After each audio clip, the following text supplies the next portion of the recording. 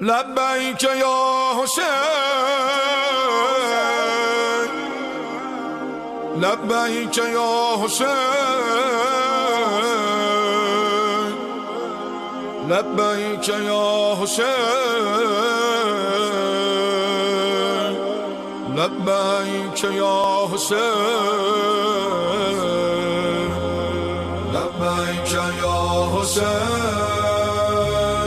لبیک یا حسین۔ اعوذ باللہ من الشیطان الرجیم، بسم اللہ الرحمن الرحیم، الحمد للہ رب العالمین، والعاقبۃ للمؤمنین والنار للملحدین، والصلاة والسلام علی سیدنا و نبینا و حبیب الہنا و طبیب نفوسنا ابی القاسم المصطفیٰ محمد، اللہم صل علی محمد وعلی آلہ الاطیبین الاطہرین المنتجبین المطہرین المعصومین المظلومین الہداة المہدیین، لا سیما بقیت اللہ فی الارضین، ولعنت اللہ علی اعدائہم من الآن الی یوم الدین۔ اما بعد فقد قال اللہ العزیز الحکیم، بسم اللہ الرحمن الرحیم، قال یا قوم ارأیتم ان کنت علی بینۃ من ربی ورزقنی منہ رزقا حسنا وما اريد ان اخالفكم الى ما انهاكم عنه ان اريد الا الاصلاح ما استطعت وما توفیقی الا باللہ علیہ توکلت والیہ انیب۔ ماہ محرم ایک ایسا برکتوں والا مہینہ ہے جس میں انسان کے نفس اصلاح پانے کے لیے بہترین فرصت ہے یہ، کیونکہ یہ وہ مہینے جو محترم مہینے جسے کہا جائے، معمولاً انسان ان مہینوں میں گناہوں کے نزدیک کم جاتا ہے، زیادہ تر کوشش کرتا ہے کہ وہ اس راستے پر چلیں جو راستہ اس کے لیے سعادت کا سبب بنے۔ انسان ایسے فرصتوں کا تلاش کرتا ہے، ایسی فرصتوں کو گولڈن اپرچونٹیز کہتے ہیں۔ کتنے ایسے لوگ ہیں دنیا کے اندر جو ان مہینوں کے برکت سے راہ ہدایت کی طرف لوٹ آئے، کتنے ایسے لوگ ہیں دنیا کے اندر، کتنے ایسے گنہگار ہیں جسے ایک ابا عبداللہ الحسین کی معرفت نے انہیں انسان بنا دیا۔ ایسے بہت ہیں وہ لوگ جو ابا عبداللہ سے اٹریکٹ ہیں، جو کربلا کی طرف گامزن ہیں، جو اپنی زندگی میں ایک بڑا حصہ دیتے ہیں کربلا کا۔ معمولاً ایسے لوگ ہدایت یافتہ لوگ ہوتے ہیں، اور اس کے لیے توفیق من اللہ چاہیے، جیسا کہ اس آیت میں ہے وما توفیقی الا باللہ، کہ توفیق ہمیشہ اللہ کی طرف سے ہوتی ہے۔ انسان لاکھ چاہے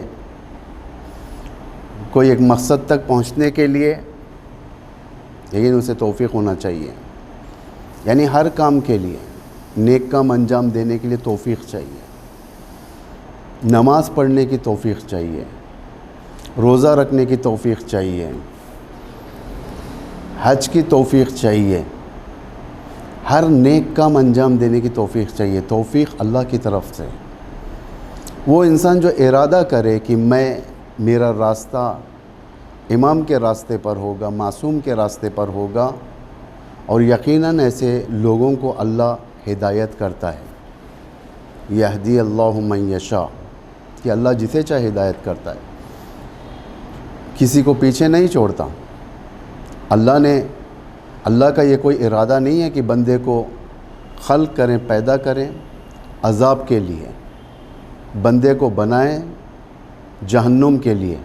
اللہ نے بندوں کو جہنم کے لیے نہیں بنایا، بندوں کو ایک اچھی زندگی دینے کے لیے بنایا، اچھی دنیا اور اچھی آخرت، جیسا کہ قرآن کی آیت میں جس کا مفہوم ہمیں ظاہر ہوتا ہے، یہ آیت جو آپ کی زبانوں پر بھی ہے، ربنا آتنا فی الدنیا حسنۃ وفی الآخرۃ حسنہ، کہ خدا ہمیں حسنات دے دنیا میں بھی اور آخرت میں۔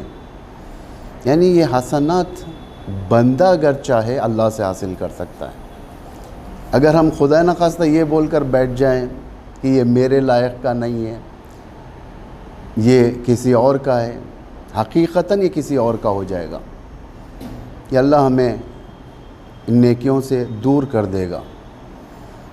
انسان ارادہ کرے، ارادہ مصمم ہو۔ امام حسین علیہ السلام کے ساتھ وہی لوگ چلے تھے کربلا میں جن کے ارادے مصمم تھے۔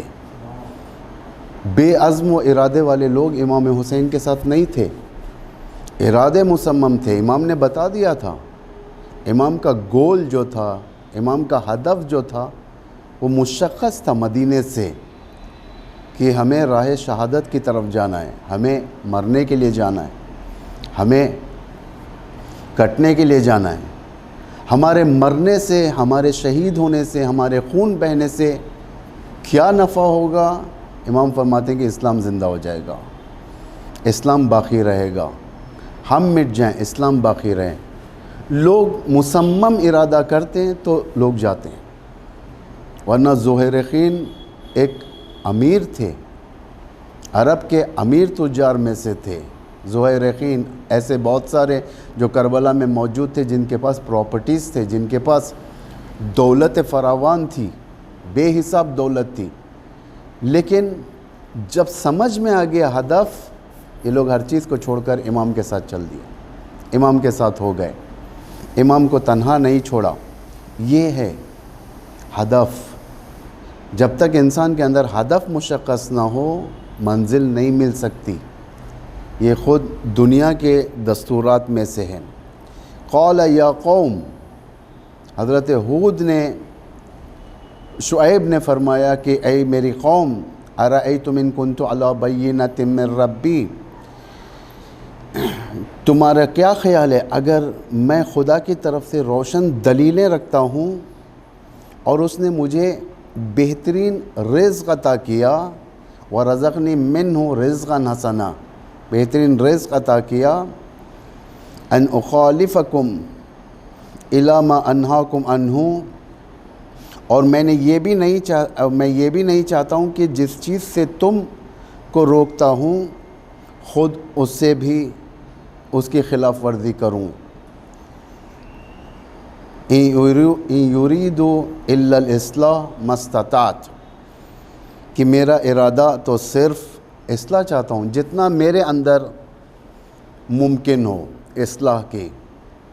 یعنی حضرت شعیب ایک پیغمبر ہیں، ان کا ہدف یہاں پر بیان فرماتے ہیں، یعنی اصلاح، انسان کو انسانی منزل دینا، یہ ہدف ہے انبیاء کا۔ امام حسین کے بھی اہداف ہیں، ایسے ہی نہیں امام حسین اٹھ کر چلے گئے جیسا کہ دنیا آج روایتیں بناتی ہے، دنیا آج تحریف کرتی ہے، کربلا کہتی ہے کہ 2 بادشاہوں کی جنگ تھی، اس میں سے ایک ہار گیا اور ایک جیت گیا، ایک تخت پر رہ گیا، ایک شہید ہو گیا۔ یہ 2 بادشاہوں کی جنگ نہیں ہے، اہداف ہیں امام حسین کے۔ اہداف یا ہم زبان سے جاری کر کر زبان کی حد تک رکھتے ہیں، یا ہم امپلیمنٹ کرتے ہیں ان اہداف کو اپنے اندر۔ اہداف کو اگر ہمیں اپنے اندر پیادہ کرنا ہے تو ابا عبداللہ الحسین کے ہدف سے آشنائی ضروری ہے، کہ ہم ابا عبداللہ الحسین کے یہ ہدف کو کس طریقے سے آگے کی طرف بڑھائیں۔ ہم پہچانیں کہ اہداف کیا ہیں امام کے، پین اٹھائیں، پیپر اٹھائیں، تحقیق کریں، لکھیں ہدف کیا ہیں، کتابیں بھری پڑھی ہیں، بہت سارے اہداف اس میں بیان ہوئے ہیں۔ چند میں آپ کے سامنے بیان کرتا ہوں، تاکہ مجھے نہیں لگتا کہ یہ سارے عشرے میں ہم سارے اہداف بیان کریں آپ کے سامنے، لیکن آپ خود ایک ہوم ورک کے طور پہ کر سکتے ہو۔ محرم کا مہینہ ہے، مجالس ہیں، آپ مجالس میں جاؤ گے، مختلف علماء کو سنو گے، ذہن میں رکھیے آپ ہر جگہ سے کچھ نہ کچھ ایک اہداف نظر آئیں گے۔ جو اہداف امام کے ہیں میں آپ کے سامنے فہرست تو گنا دوں گا، لیکن مجھے نہیں معلوم کہ ہم اس عشرے میں یہ ساری فہرست بیان کر سکیں یا نہیں کر سکیں۔ 1 2 3 بیان کر دیں تو بڑی بات ہے یہ آپ لوگوں کے لیے۔ اہداف مشخص ہیں۔ سب سے پہلا ہدف امام حسین کا اصلاح امت تھی، امت کو اصلاح کرنا، یہ موسٹ امپورٹنٹ ہے یہ، کیونکہ امت زائل ہو رہی تھی۔ پیغمبر کے زمانے سے لے کر امام حسین کی شہادت تک صرف 50 ایئرز میں ایک انقلاب زائل ہو گیا، معصوم کا انقلاب، انقلاب نبوی، انقلاب پیغمبر اکرم۔ مجھے یاد ہے پچھلے حشروں میں جب آپ کے سامنے میں حضوراً آپ سے جب بامبے سے ہی یہ مجلسیں پڑھتا تھا تو اس میں عظیم انقلابوں کو بھی گنایا تھا میں۔ 3 انقلاب ایسے، بنی اسرائیل کے 3 انقلاب، 3 انقلاب بنی اسماعیل کے، جو انقلابات حضرت بنی اسرائیل کے تھے حضرات انبیاء کے، اور اس کے بعد یہاں پر پیغمبر کا انقلاب، امیر المومنین کا انقلاب، امام حسن کا انقلاب۔ یہ پیغمبر کا انقلاب 50 ایئرز میں 11th سال، 11ویں سال، ہجرت کا 11واں سال پیغمبر کی رحلت ہوئی، اور 61 ہجری میں کربلا کا قیام۔ اور ایسے ہی نہیں، باقاعدہ امام حسین سٹیٹمنٹ جاری کرتے ہیں، فساد، انسانیت کا کھو جانا، تمام ناارضش چیزیں اسلام کے اندر داخل ہو جانا، جس میں سے ایک پلید یزید داخل ہو بعنوان حاکم۔ اتنا بڑا چینج 50 سال میں، آخر کون سے ویلیوز کی حفاظت نہیں ہوئی اسلام کے اندر، جبکہ امام معصوم زندہ تھے وہ ایام میں، سامنے تھے، حاضر تھے، لیکن اس کے باوجود لوگوں نے اپنی ماہیت کو بدل دیا۔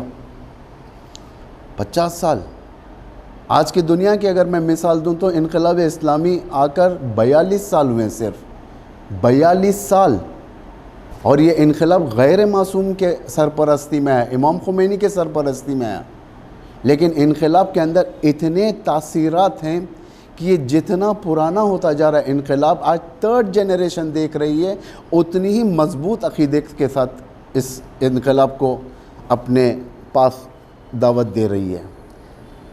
یعنی 42 ایئرز، اور 8 سال اگر چلے جائیں 50 سال، 50 سال میں امام حسین ایک سارے خاندان کو قربان گاہ لے کر جاتے ہیں، صرف اس انقلاب نبوی کو بچانے کے لیے۔ آخر کیا ضرورت تھی؟ سوچنے کی بات ہے، یہ ہوم ورک کریں۔ سب سے پہلا ہدف امام کا اصلاح امت، دوسرا ہدف امر بالمعروف و نہی عن المنکر۔ یہ اہداف امام ہیں، یہ ہر محرم میں آپ لوگ سنتے چلے آئیے کہ امام نے اصلاح کے لیے، امر بالمعروف کے لیے۔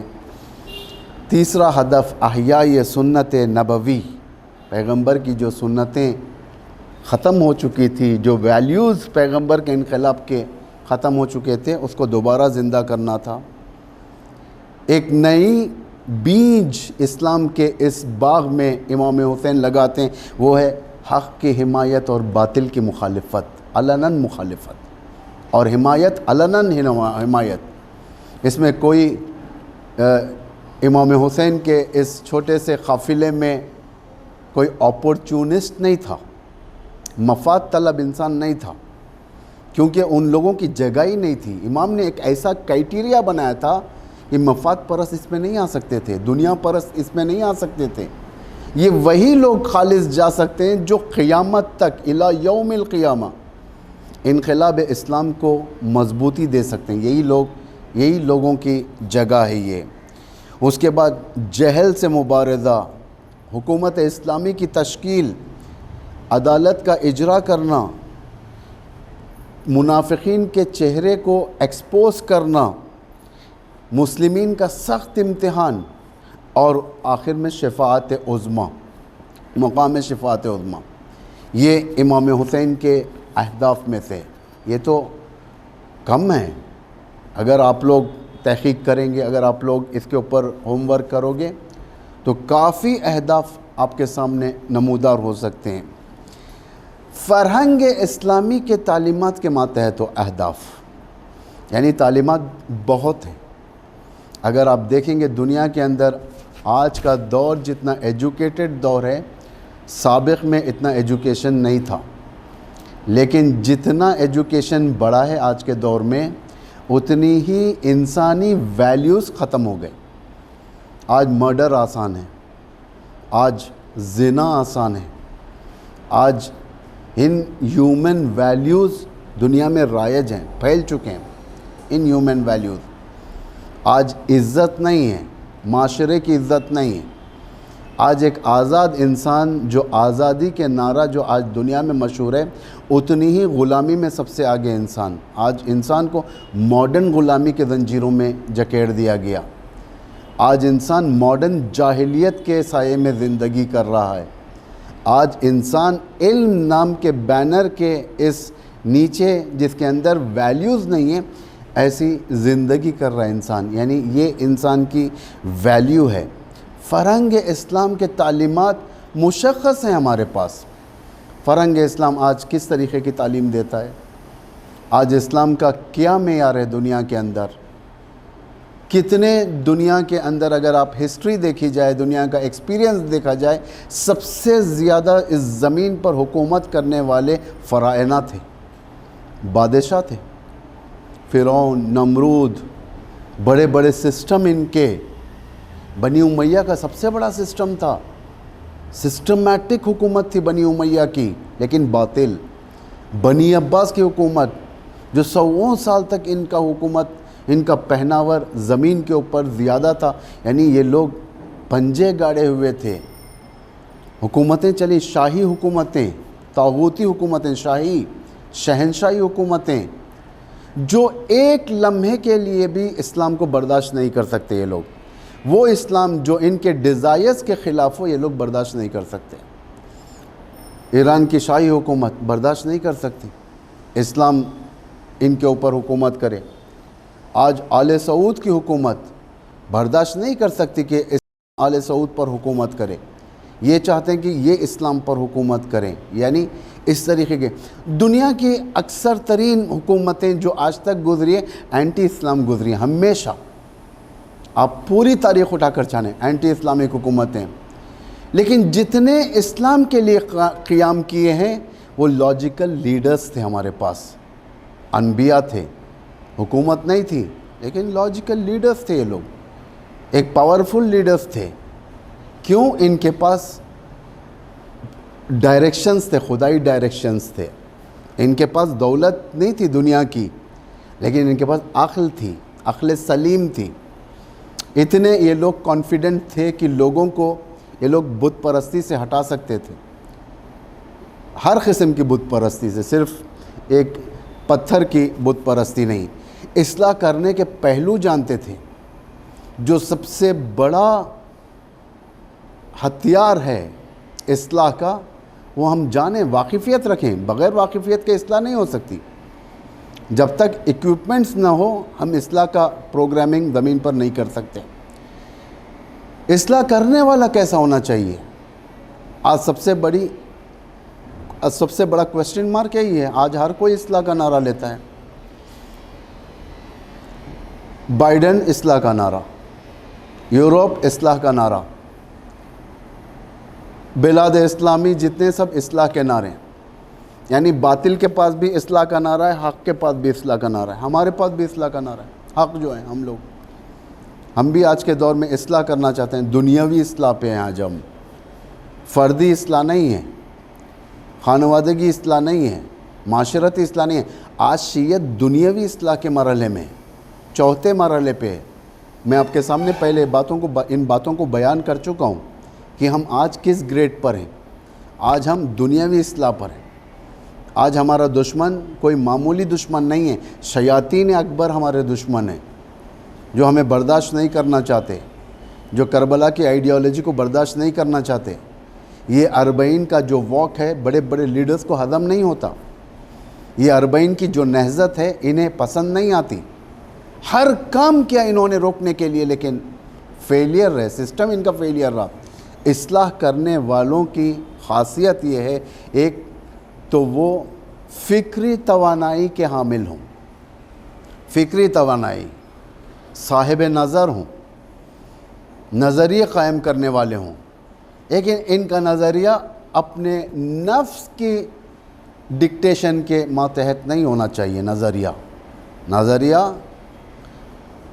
قرآنی نظریہ, سنت کا نظریہ, ایک ایسا نظریہ جس کے اندر آج کے دور کے ویلیوز بھی جس کے اندر شامل ہوں. ایسا نظریہ کہ اسلام کو ایک ہی اتنا ترقی یافتہ دور میں بھی اسلام کے بارے میں کیا انہوں نے بیان کیا, اسلام ایک ریموٹ دین ہے, پرانا دین ہے, یعنی جس کے پاس کوئی ترقی نہیں ہے, جس کی عورت محدود ہے, جس کے اندر عبادتیں محدود ہیں, یعنی وہ عبادتیں جو سب سے پیاری ترین عبادتیں دنیا کی, سارے مذاہب و ملل کے درمیان ان عبادتوں کو کنڈم کیا, اور وہ عبادتیں جس کی کوئی لاجک نہیں ہے, ان عبادتوں کو دنیا نے ایک ایڈورٹائز کیا, دنیا والوں کے سامنے خوبصورت بنا کر دکھایا.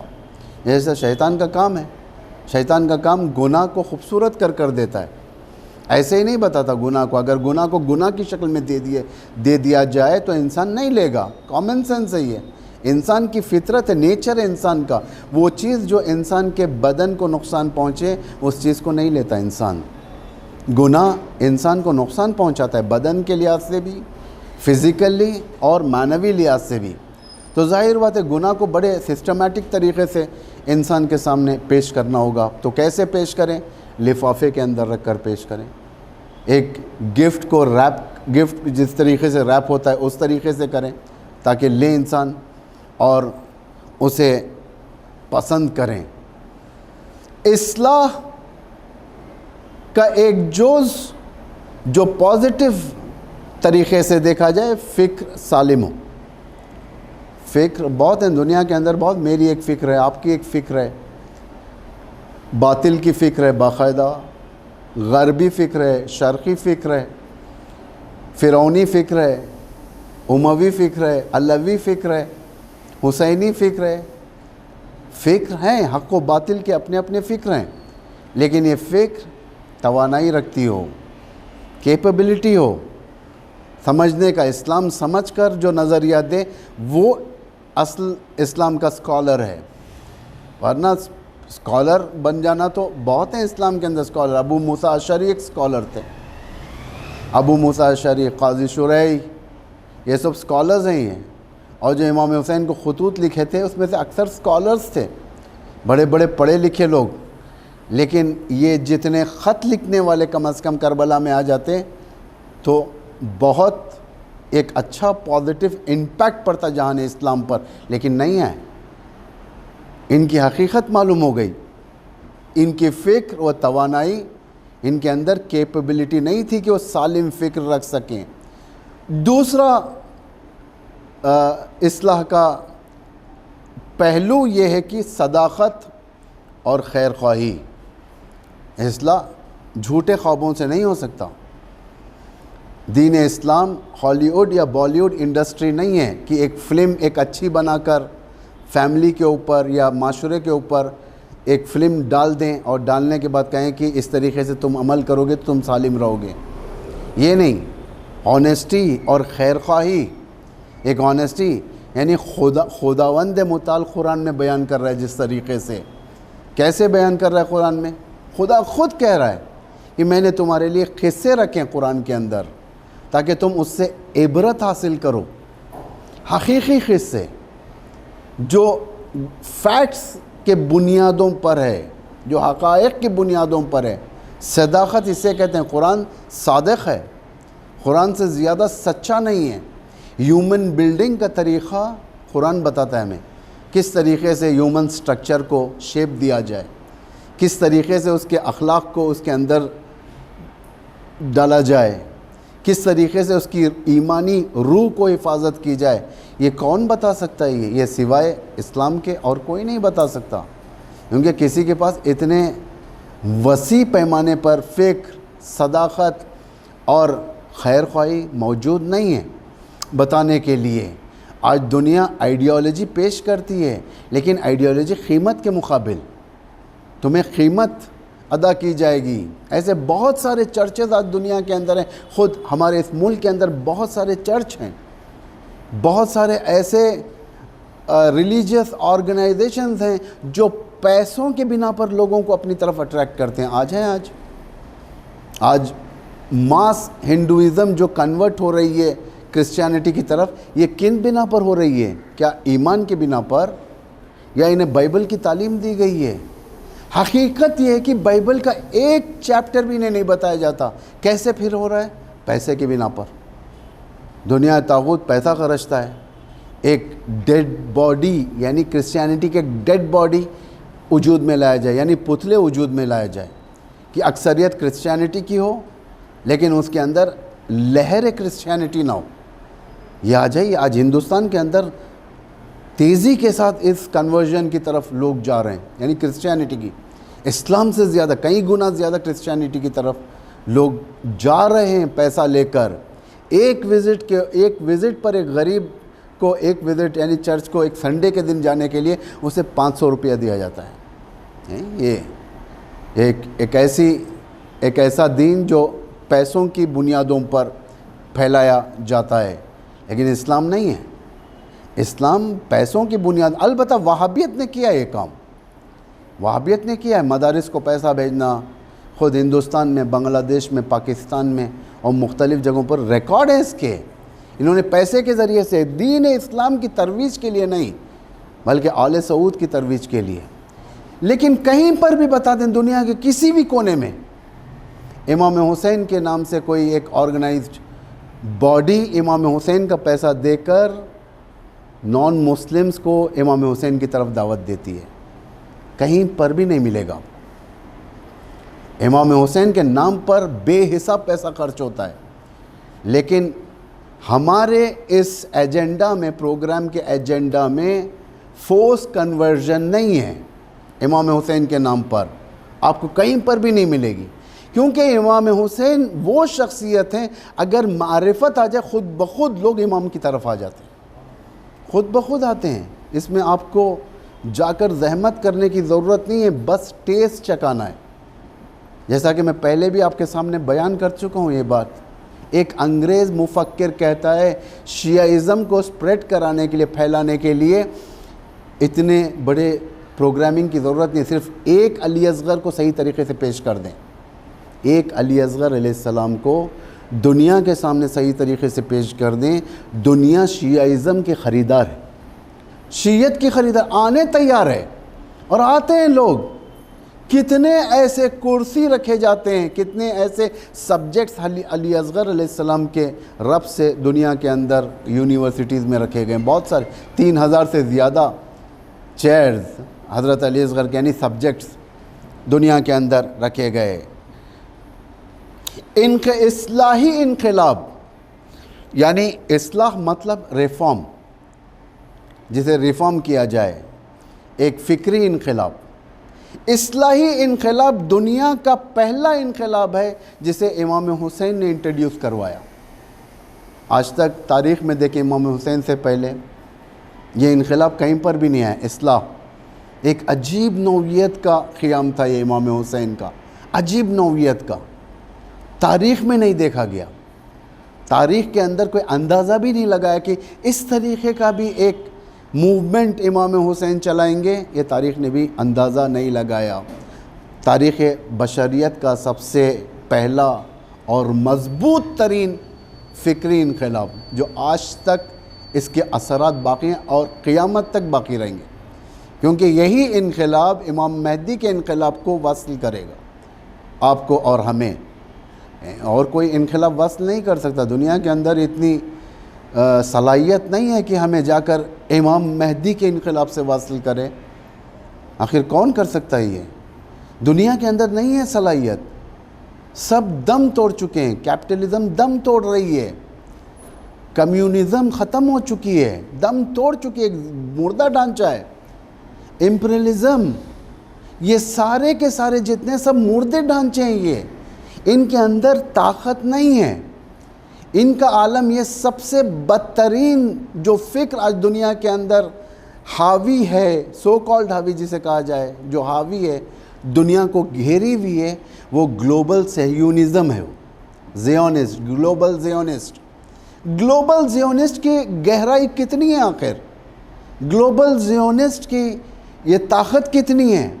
حسن نصر اللہ نے بتا دیا یہ کتنے طاقت والے ہیں. یہ تو عنکبوت کے جالے سے بھی زیادہ کمزور ہیں.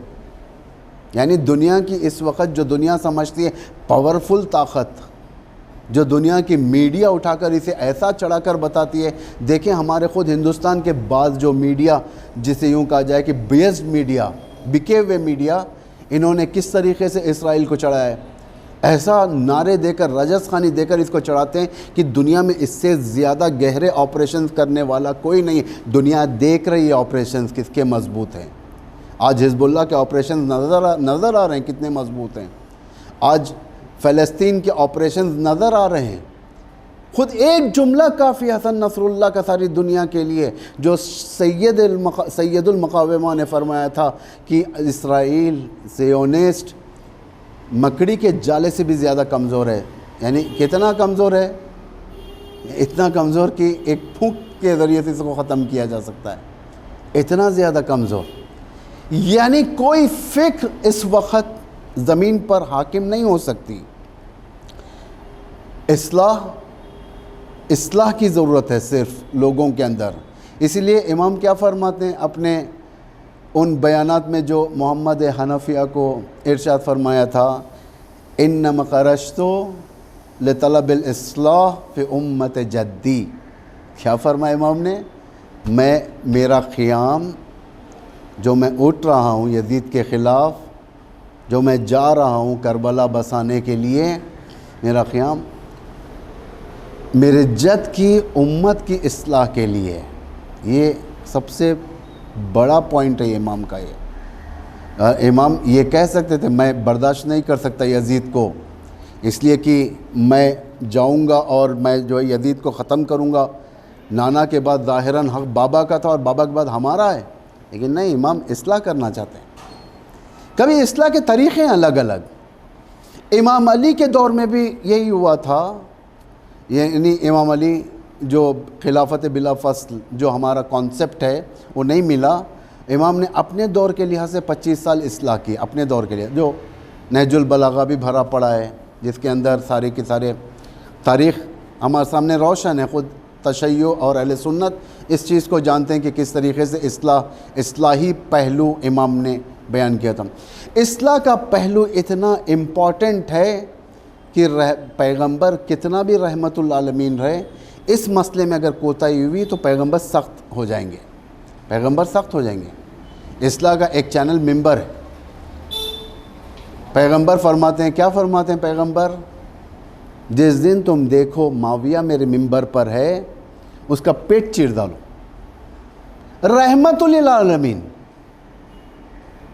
اللہ کا مہربان ترین پیغمبر, جو اخلاق کے بالا ترین درجے پر فائز ہے, لیکن جب اصلاح کا مسئلہ ہے, اینٹی کرپشن کا مسئلہ ہے, لوگوں کی ایمان زائل ہونے کا مسئلہ ہے, تو یہی پیغمبر کہے گا معاویہ کا پیٹ چیر ڈالو. اگر ممبر غلط ہینڈز میں چلے جائے ہرگز برداشت نہیں کرو. ان کوفے والوں نے دیکھا, مدینے والوں نے دیکھا, معاویہ آیا ممبر پر بیٹھا اور لوگوں نے باقاعدہ دیکھا, پیغمبر کی حدیث بھی سنی تھی, لیکن ایک سائلنٹ قبرستان تھا لوگوں کا, یہ خاموش مردہ تھے یہ لوگ. نتیجہ یہ ہوا, امام فرماتے ہیں اس کی خاموشی کے نتیجے میں یزید آج تخت پر آیا. شیطان ایک ساتھ نہیں آتا, قدم بقدم تمہارے ایمان کو ختم کرے گا. امام فرماتے ہیں انما خرجت لطلب الاصلاح فی امت جدی, میرا قیام میرے جد کی امت کے اصلاح کے لیے. اصلاح کے سارے آپشن ہیں اس کے اندر. آپ یہ مت سمجھیں کہ ایک ایکسپیکٹ سے امام نے صرف امت کی اصلاح کے لیے اٹھایا ہے، ساری چیزیں آ گئی اس میں، فردی اصلاح، انڈیویجول کی اصلاح، خاندان کی اصلاح ہے، فرہنگ کی اصلاح ہے، معاشرے کی اصلاح ہے، سیاسی اصلاح ہے، گلوبل اصلاح ہے، دینی اصلاح ہے۔ اصلاح وسیع مفہوم ہے، آپ اصلاح کو ایک چھوٹے مفہوم میں مت لیں۔ آج دنیا اصلاح کے نعروں پر ہی چل رہی ہے، چینج۔ اس لیے دیکھیں آج جو بھی حاکم آتا ہے کہتا ہے چینج لاؤں گا، اقتصادی چینج لاؤں گا، کلچرل چینج لاؤں گا، پالیٹکس میں چینج لاؤں گا۔ یہ چینج صرف نعرے ہیں، لیکن اصل پریکٹیکل یوں کہا جائے کہ جو قیام ہوا اصلاح کے اوپر وہ امام حسین کا تھا۔ اس کے بعد لوگوں کے ذہن کھل گئے، اس کے بعد بہت سارے قیام ہوئے، بہت سارے قیام، توابین کا قیام ہوا، مختار کا قیام ہوا، اسی نوعیت پر۔ حتیٰ بنی امیہ کا جو سرا تھا، ابتدا تھا جو قیام تھا، وہ بھی اسی نوعیت کے اوپر ہوا۔ اس کے بعد جتنے قیام ہوئے سب ابا عبداللہ کے ڈائریکشنز پر ہی ہوئے۔ باطل بھی اٹھا تو یہی ڈائریکشن پر اٹھا، باطل بھی، یہ مت سمجھے کہ باطل کوئی اور نعرہ لے کر، نہیں، اسی ڈائریکشن پر اٹھا، کیونکہ بہت مؤثر نہضت تھی یہ موومنٹ، کوئی معمولی موومنٹ نہیں تھی اصلاح کی، بہت مؤثر تھی، جس کے اندر ہر چیز اصلاح ہو رہی تھی۔ اقتصاد، کیا عالم تھا اقتصاد کے یزید کے دور میں، ایک گنے چنے لوگوں کے ہاتھ میں اقتصاد تھا، ایک ایسا اقتصاد جس کا پیسہ غربت کو ہٹانے کے لیے نہیں، دین کی گسترش کے لیے نہیں، مظلوموں کی حمایت کے لیے نہیں، بلکہ بنی امیہ کی بقا کے لیے خرچ ہوتا تھا۔ بہت سارا پیسہ اس راستے میں بہایا گیا تھا۔ آپ اٹھا کر دیکھیں امام علی کے دور حکومت سے پہلے اشراف قوم کا کیا حال تھا، یہ لوگ بلینرز تھے اس دور میں۔ زبیر بلینر تھا، میں بتا چکا ہوں پہلے بھی، 59 ملین دینار سونے کے اس کی پراپرٹی تھی، ایسیٹس۔ اس کا سب سے بہترین محل بصرے میں بنایا تھا وہ، بصرے کے اندر، جو 332 تک اس کے چرچے تھے، 332 ہجری، یعنی امام زمانہ کے غیبت کبریٰ کے چند سال تک اس کے چرچے تھے، یا 100 سال کے بعد یہ اس کا گھر زبیر کا بے اصطلاح ہمارے اس دور کا 5 اسٹار ہوٹل تھا۔ جیسا آج ہوتا ہے بہت سارے شہروں کے اندر بادشاہوں کے جو محل ہیں اس کو 5 اسٹار ہوٹل میں تبدیل کر دیا گیا۔ ایک زمانے میں بادشاہ بنایا تھا اپنے آرام کے لیے، اپنے استراحت کے لیے، جس میں نوکر چاکر، الگ الگ کمرے، الگ الگ اس کے اندر ہالز، ہر چیز الگ، تالار الگ، ہر چیز، تو اس طریقے سے بنایا تھا۔ یعنی 332 ہجری تک اس کے چرچے تھے، اور وہ 100 سال کے بعد اس کے تجار کا رہائش گاہ، یعنی ہماری زبان میں 5 اسٹار ہوٹل بنی ہوئی تھی۔ یہ عالم تھا ان کا، 1000 کنیز و غلام، 1000 گھوڑے، اونٹ، بے حساب اونٹ ان لوگوں کے۔ بہت سارے ایسے لوگ اصحاب نبی کہے جاتے تھے، جب ان کا سونا لا کر دربار خلافت میں رکھا گیا تھا، تیسرے خلیفے کے دربار میں لا کر رکھا گیا تھا سونا، اس کا عالم یہ تھا جب خلیفہ یہاں پر ٹھہرا، سونے لا کے رکھنے والے وہاں تھے، بیچ میں سونے کی دیوار تھی، سامنے والا دکھ نہیں رہا تھا، اتنا سونا تھا ان کے پاس۔ طلحہ جب مرا تو اس کا سونا تبر سے توڑا گیا، تبر سے توڑا گیا۔ الغدیر میں علامہ امینی سب کے اسیٹس کے بارے میں لکھتے ہیں، اگر میں بیان کرنے بیٹھوں تو کافی دیر ہو جائے گی، پہلے بھی اس کے اوپر تقریریں ہو چکی ہیں میرے آپ کے پاس۔ اتنا زیادہ پراپرٹی ان کے پاس تھی، مصر میں گھر، بصرے میں گھر، الیگزینڈریا میں گھر، ہر جگہ بھاری بھاری محل، یعنی ایک لگژوری اسلام کے یہ لوگ جنرلز بنے ہوئے تھے، ایک لگژوری اسلام جس کا رہبر کوئی نہ پیغمبر رہبر ہے اس کا، نہ امیر المومنین رہبر ہے، نہ امام حسن رہبر ہے، ان کا رہبر کوئی اور ہے، مادی پرستی کی دنیا تھی ان کی۔ یعنی یہ عالم تھا ان کا، یعنی اجتماع، حکومتیں، ہر جگہ پر فساد۔ اصلاح اگر نہ ہو تو یہ آج اسلام کا حال یوروپین کے برابر ہوتا، غربی تفکر کے برابر ہوتا اسلام کا حال، اس لیے کہ ہدف نہیں تھا. امام حسین کو یہ ساری کی ساری چیزیں چینج کرنی پڑی. کون کر سکتا ہے اصلاح کا کام؟ سب سے بڑا سوال کون کر سکتا ہے؟ آج جو ہم اصلاح کا نعرہ لگاتے ہیں، اصلاح کا کام امام یا معصوم ہی کر سکتے ہیں. امت ہمراہی کر سکتی ہے امام کے.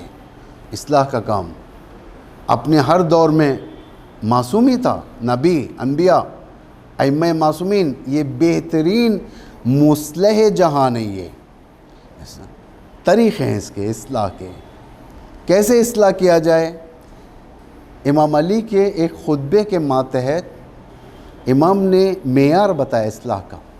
امام علی کا خطبہ ظاہراً میں نوٹ نہیں کیا یہاں پر، میں اس کا مفہوم آپ کے سامنے بتاؤں گا کہ امام آخر اس کا کرائٹیریا کیا رکھتے ہیں اصلاح کا، کیونکہ کریکشن آج دنیا کا نعرہ ہے تو اس کا اصلاح کا کرائٹیریا ہونا چاہیے.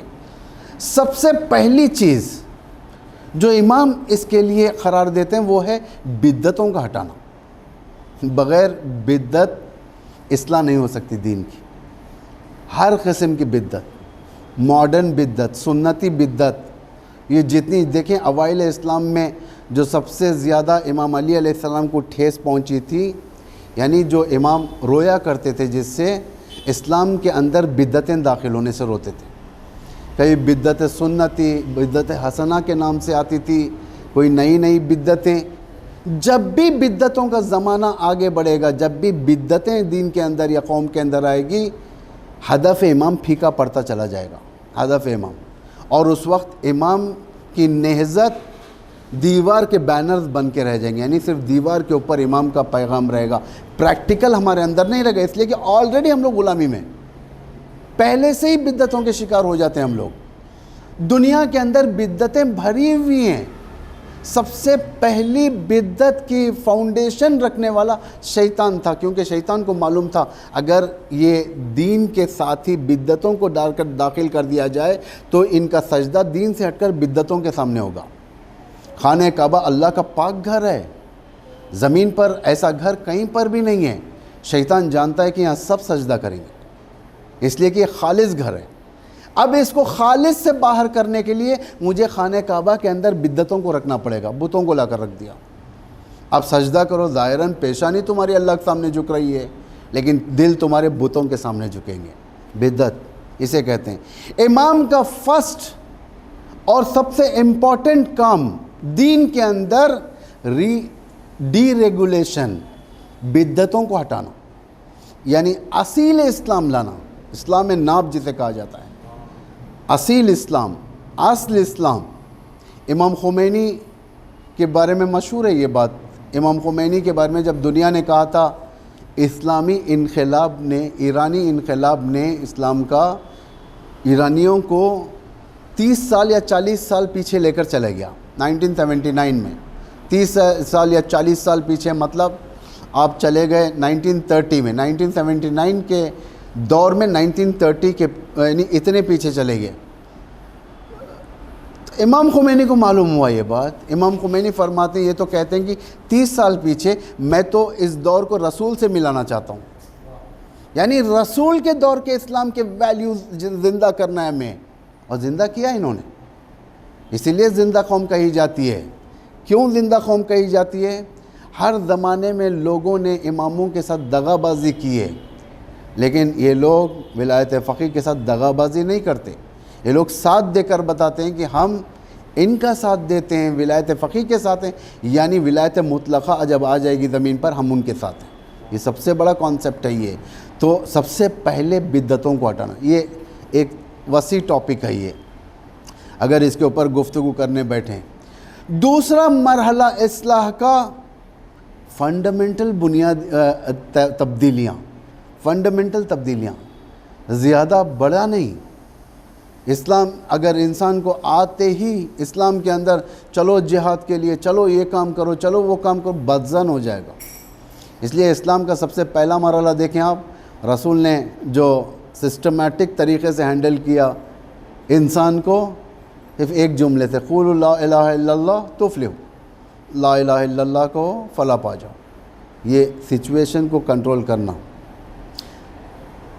یعنی بیسکس کو مضبوط کرنا، ایک انسان کے اندر عقیدے کو ایک لا الہ الا اللہ کے شکل میں ذہن میں ڈال دینا، خدا کے بارے میں ایک سافٹ کارنر پیدا کرنا۔ تلواروں والا دین نہیں ہے یہ کہ جسے کہا جائے تلوار لے کر اپنی آئیڈیالوجی کی طرف لوگوں کو لائے، زبردستی لائے۔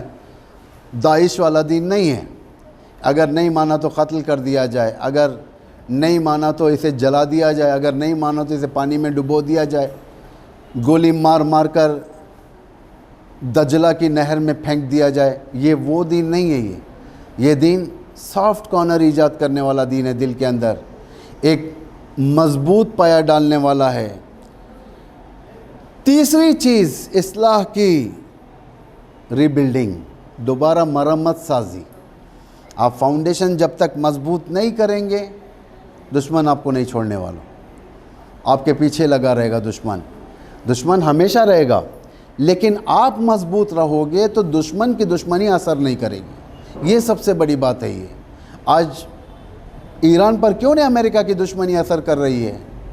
آج حزب اللہ پر کیوں نہیں امریکہ کی دشمنی اثر کر رہی ہے؟ اسرائیل کی دشمنی اثر کیوں نہیں کر رہی ہے؟ آج دشمن کی دشمنی کیوں نہیں اثر کر رہی ہے؟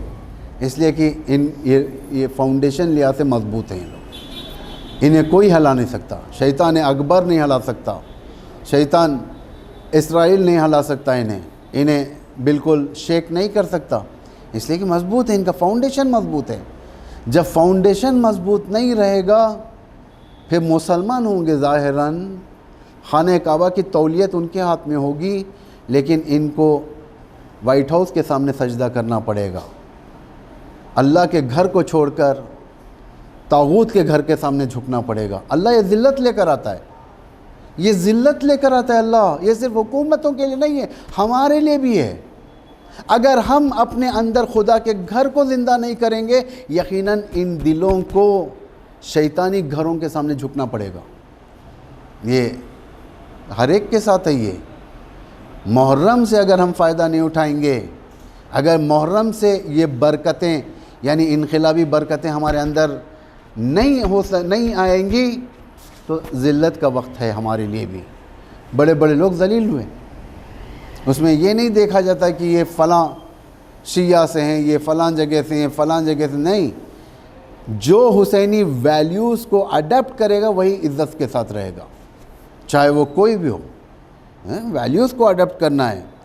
چوتھا سٹیج خدائی قوانین کو زندہ کرنا، وہ قوانین جو چھٹی ہو چکے ہیں، وہ قوانین جو اگنور ہو چکے ہیں خدا کے، جسے ہٹا دیا گیا ہے، جسے اگنور کر دیا گیا، اس کو زندہ کرنا ہے۔ اس کو بہت سارے قوانین ہیں جو قرآن کی حد تک ہیں، ثواب کے لیے آیت پڑھتے ہیں ہم، لیکن دیکھتے ہیں کہ ہم اپنی زندگی میں امپلیمنٹ نہیں کر پاتے اس کو، ہمارے اندر بالکل وہ چیزیں بہت دور ہیں، ہمارے اندر وہ پائی نہیں جاتی ہیں وہ چیزیں۔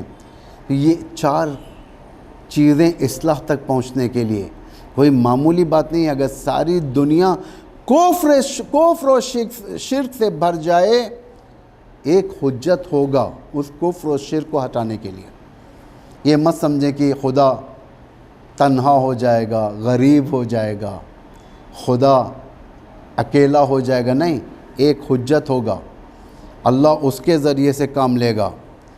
فرہنگ اتنا بدتر کریں گے یہ لوگ، فرہنگ اسلام یعنی مائنس کر دیا جائے گا، اتنا بدتر کریں گے کہ لوگ سوچیں گے کہ کیا ہمارا بچہ مومن پیدا ہوگا۔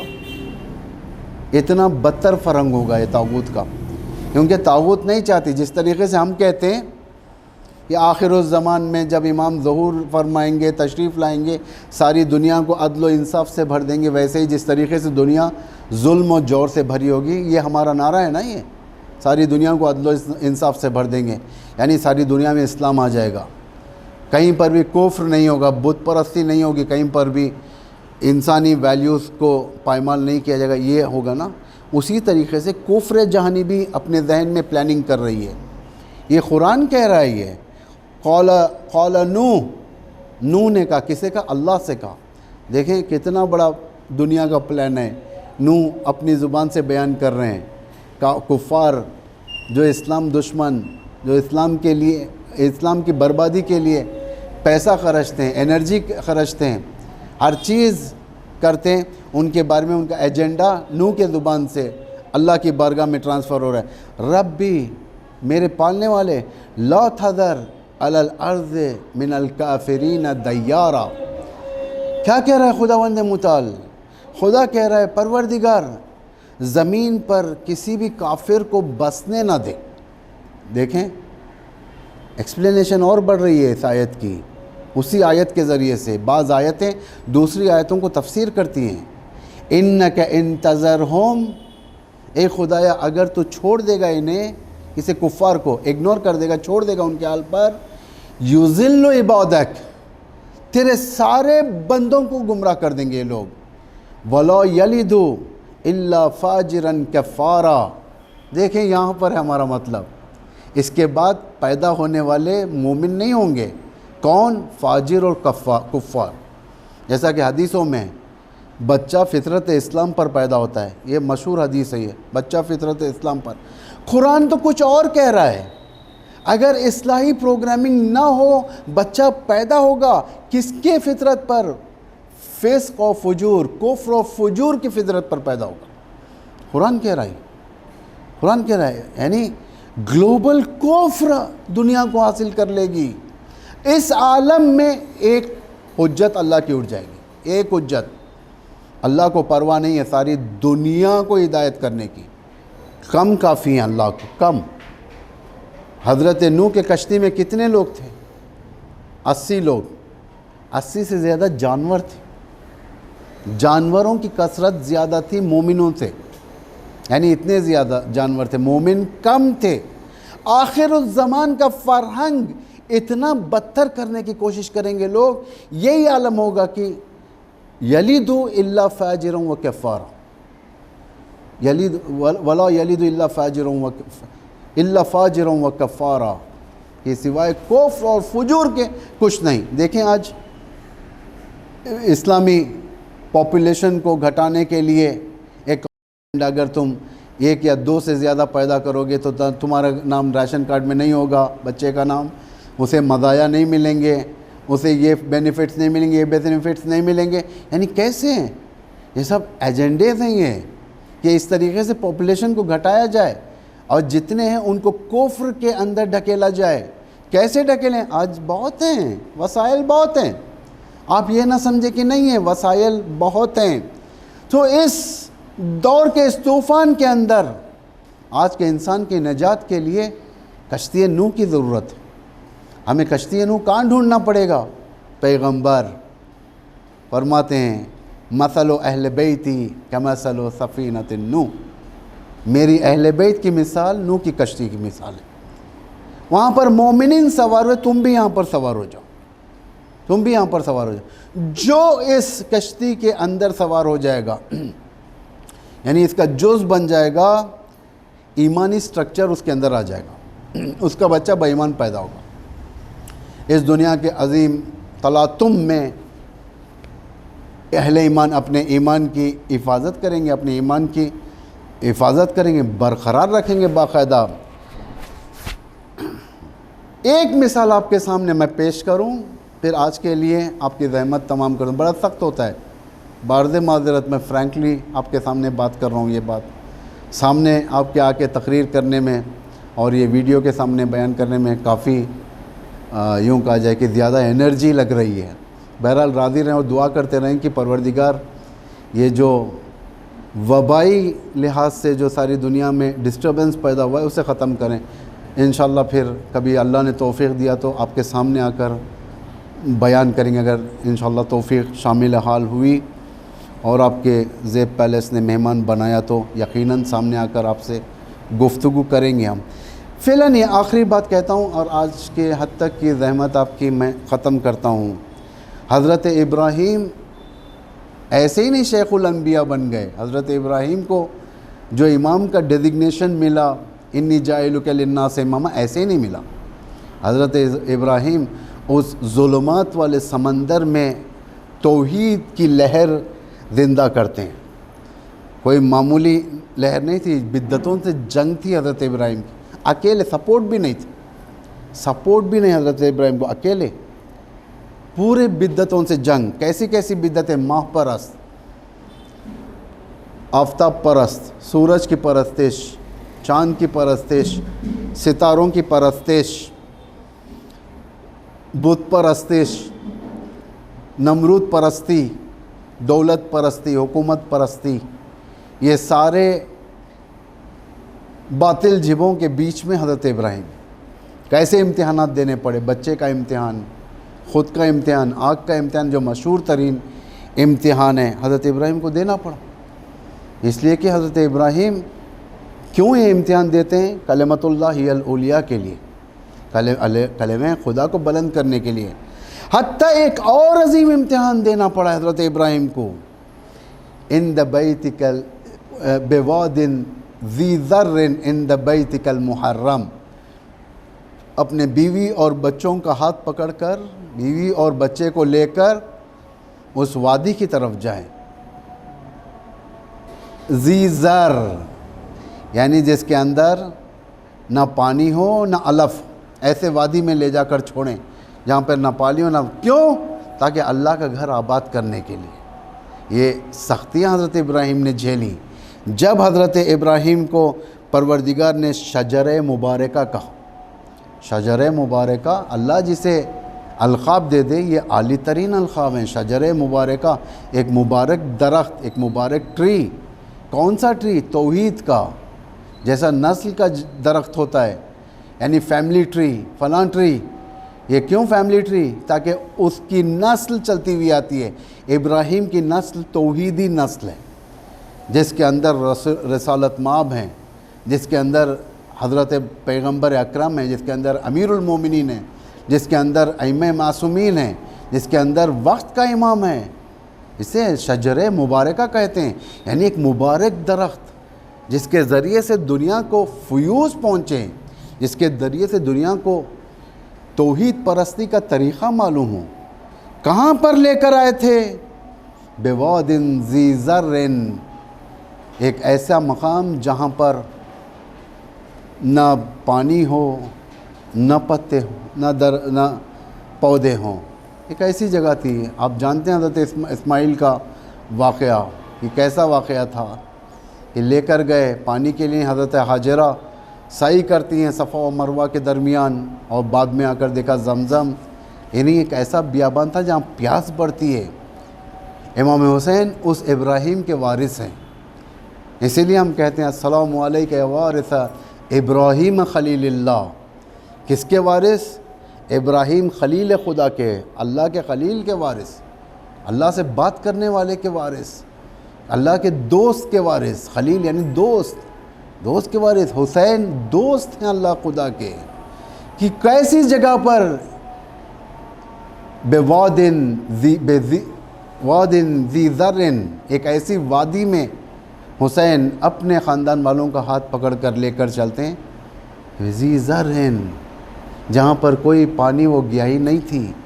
ایسا مقام کہ وہ مقام جہاں پر کربلا میں پہنچتے ہیں. امام کوفہ جانا چاہتے ہیں، لیکن ہور کا لشکر آ گیا، گھیر کر امام حسین کو اس زمین نینوا پر لے کر آئے. ایک سخت مرحلہ تھا ابا عبداللہ الحسین کے لیے، سخت مرحلہ. یہ مرحلہ احساس کا مرحلہ ہے. یہ مرحلہ اس لیے سوچنے کا مرحلہ ہے.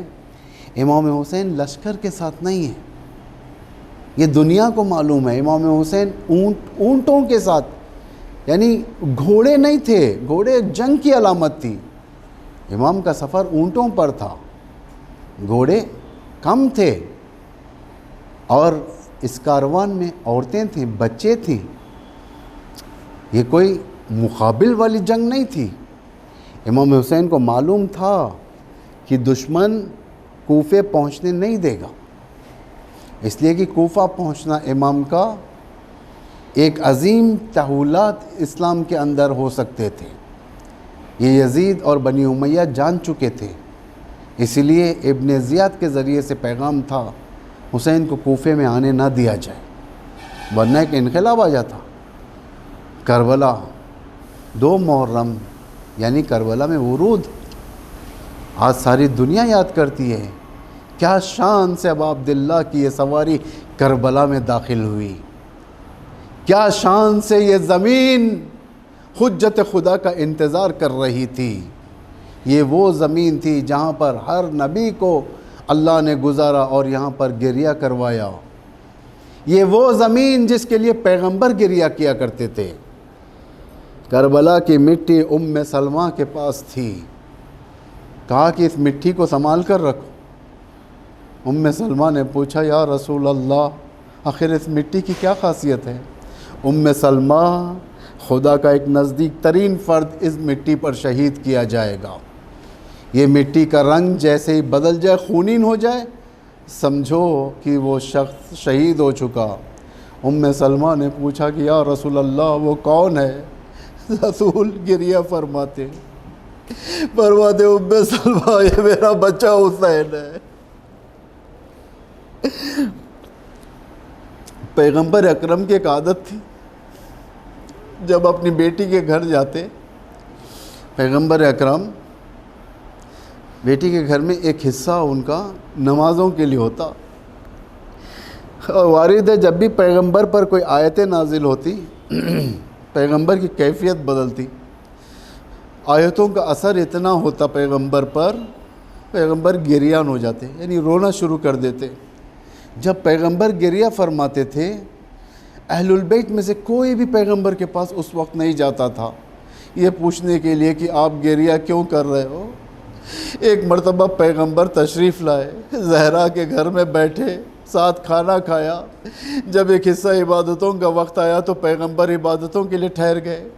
کچھ آیتیں نازل ہو رہی تھی، پیغمبر بیٹھ گئے. چہرہ لال ہو چکا تھا، آنکھوں سے آنسو جاری تھے. اب نہ امام علی جا کر سوال کرنا چاہتے، نہ حضرت زہرا، نہ حسن مجتبیٰ. ایک کم سن حسین ابن علی اٹھتے ہیں، جاتے ہیں نانا کے زانوں پر بیٹھ جاتے ہیں، اپنے ہاتھوں کو نانا کے گلے میں ڈال لیتے ہیں. جب رسول مہربانی کی نگاہ سے حسین کی طرف دیکھتے ہیں، حسین پوچھتے ہیں نانا آخر کس چیز نے آپ کو رلایا ہے؟ اب اپنے بچے کو لپٹ کر روتے ہیں، حسین یا حسین. ام سلمہ سے کہا یا میرا بچہ شہید کیا جائے گا، اس کا لاشا پائمال کیا جائے گا. ام سلمہ روتی ہے، دیکھنے کی خواہش کرتی ہے.